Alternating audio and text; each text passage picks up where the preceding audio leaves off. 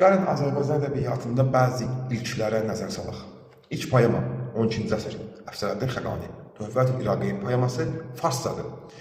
İlk süjet xətti olan poema 1181-ci ildə Nizam Gəncəvi tərəfindən yazılmışdır. Xosrov və Şirin poemasıdır. Farscadır. İlk ana dilində poema Dastan Əhməd Hərami 13-cü əsrdədir. Azərbaycan dilindədir və müəllifi məlum deyil. İlk hecə vəznində yazan sənətkarımız Şah İsmail Xətaidir. İlk ana dilli nəsr əsəri Şikayətnamə Məhəmməd Füzulinin qələmindəndir, ana dilindədir, ili məlum deyil. İlk dramaturji əsər, ilk komediya dramaturjinin əsasında bundan qoyulub. 1850-ci ildə Mirzə Fətəli Axundzadə yazıb, Hekayət Molla İbrahim Xəlil Kimyagər.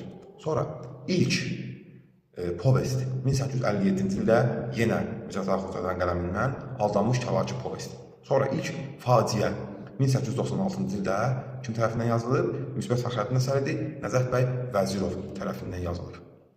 Siz başqa hansı ilkləri bilirsiniz? Rəydə qeyd edə bilərsiniz.